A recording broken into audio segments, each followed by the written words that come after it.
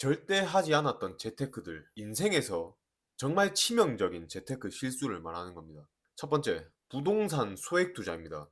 유튜브에 부동산 소액 투자 가능, 1,000만 원 있어도 가능, 3,000만 원 있어도 가능, 5,000만 원 있어도 가능.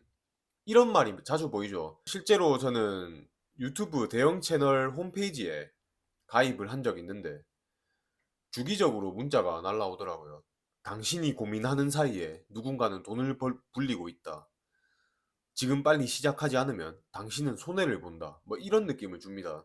1,500만 원에서 10억을 만든 소액 투자 전문가 땡땡땡님에게 배우는 절호의 기회.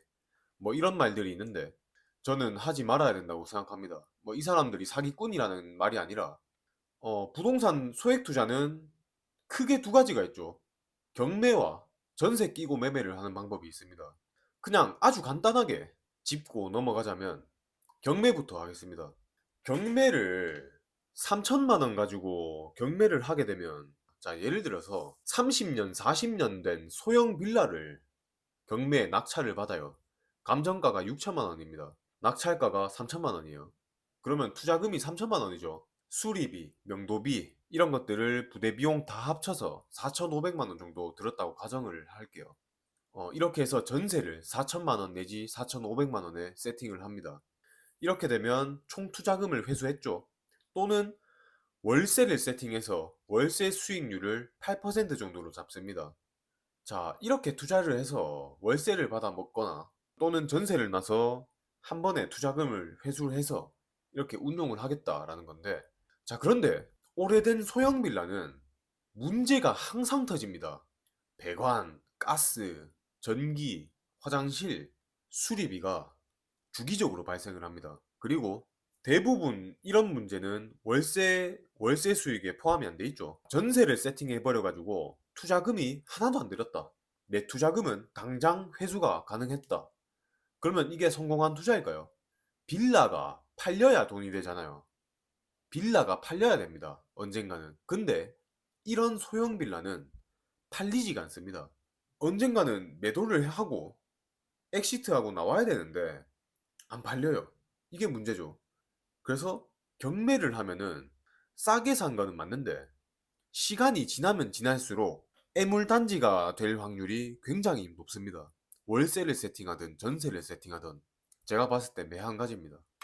3천만 원으로 경매를 해가지고 이런 오래된 빌라를 매입을 했을 때 발생하는 여러 가지를 말하지 않고 월세를 세팅하면 수익이 얼마가 나오고 전세를 세팅하면 내가 돈 한 푼 안 들이고 이 소형 빌라를 내 소유로 만들 수가 있다. 이런 것만 강조를 하죠. 그래서 제가 생각했을 때는 하면 안 되는 재테크라고 생각을 합니다. 다시 한번 말씀드리지만 이 재테크 강의를 하는 사람을 두고 제가 사기꾼이라는 게 아닙니다. 자, 그리고 두 번째, 전세 끼고 매매.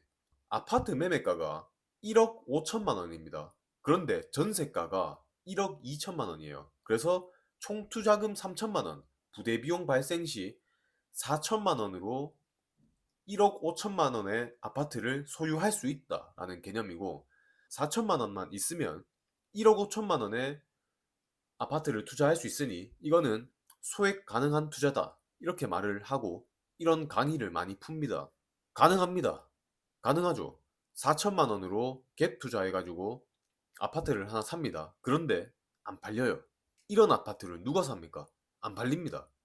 팔려야 돈이 되잖아요. 부동산의 가장 핵심적인 단점은 환급성이 떨어진다는 것인데 이런 인기 없는 아파트, 수요 없는 아파트를 내가 적은 돈을 들여서 소유를 해봤자 그게 다시 현금으로 환금이 돼야 되는데 팔리지가 않습니다. 이런 아파트들은.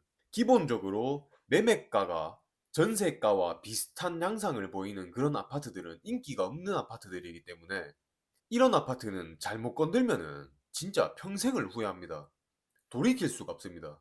주식처럼 손가락 하나 까딱 해가지고 팔리는 게 그런 게 부동산이 그런 게 아닙니다. 그래서 애초에 소액 투자로 경매를 하거나 전세 끼고 매매를 할 때 이게 다음에 팔릴지도 모르는 그런 아파트들, 그런 입지에 누가 봐도 살기 싫은 빌라, 누가 봐도 살기 싫은 아파트일 확률이 굉장히 높습니다. 결론적으로 부동산 소액 투자 가능은 하다. 투자는 가능하다. 그런데 정말로 돈이 벌리는 행동이냐를 따졌을 때는 제가 봤을 때는 아니다 라는 답변이 돌아오는 거죠. 정말 핵심적인 포인트가 하나 있는데 부동산 소액 투자 강의실에 거기에서 돈 버는 사람은 단 한 명입니다. 누구냐? 강의를 하는 사람이죠. 강의를 하는 사람 한 명이 돈을 벌고 나머지는 돈을 벌지 못할 가능성이 굉장히 높다. 그리고 소액 투자 강의를 하는 사람은 강의비를 싹싹 끌어모아서 노른자 땅을 사고 노른자 건물을 사고 입지 좋은 아파트를 매수합니다. 이 맥락이 굉장히 아이러니하죠. 자신은 소액 투자로 얼마를 벌었고 그 방법을 이제 여러분들한테 가르쳐 주는데 그 가르쳐 주는 대가를 가지고 입지 좋은 비싼 아파트를 삽니다. 두 번째, 오피스텔 분양입니다.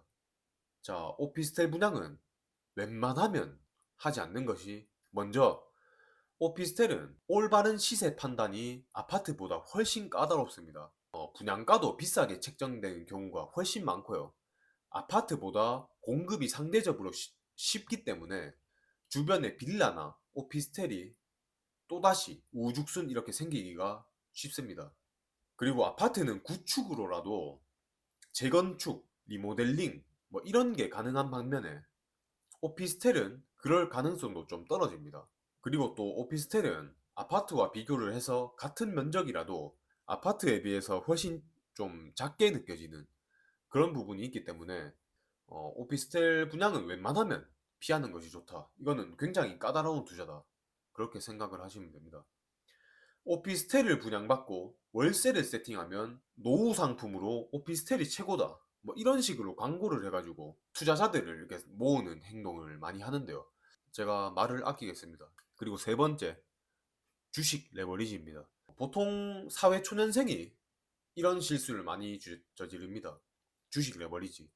당장에 10만원, 100만원 이런 작은 금액으로도 시작할 수 있는 투자기 때문에 굉장히 허들이 낮죠. 사회 초년생들은 특히나 시드머니가 작기 때문에 빨리 자기 자산을 불리고 싶어 하는 그런 속성이 있는데 조급한 거죠. 그래서 택하는 것이 반도체 3배, 비트코인 3배, 또는 더 나아가서 선물, 이런 건데 이런 레버리지 상품은 정말 치명적인 단점이 사람의 감정을 뒤흔듭니다. 그래서 하루 만에 50%, 60% 이렇게 움직이기 때문에 제가 봤을 때는 대부분 돈을 잃고 끝납니다. 마지막으로 평당가가 낮은 부동산을 매수하는 것. 우리나라 사람들은 아직까지도 로망이 있죠. 내 집 마련. 그런 로망이 있어가지고 돈이 조금 모이면 나는 언제 내 집을 사지? 어떤 집을 살까? 이런 고민을 자연스럽게 하게 됩니다. 자, 그런데 여기에서 정말 조심해야 될 게 있습니다. 대한민국 인구수는 줄어들고 있고 특히나 지방 같은 곳은 외곽지를 필두로 해가지고 인구 소멸이 이미 시작되고 있고 빠르게 진행이 되고 있죠. 그리고 젊은 사람들은 다 서울 수도권으로 올라가는 그런 현상도 있고요. 더불어서 경제 성장은 멈춘 지 오래고 앞으로 경제 전망도 상당히 어둡습니다.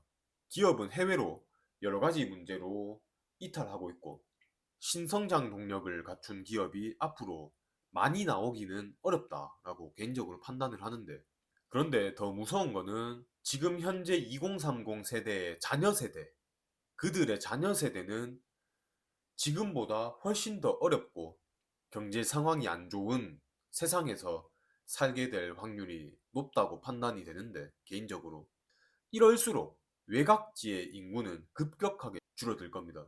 중심지일수록 평당가가 높고 외곽지일수록 평당가가 낮습니다.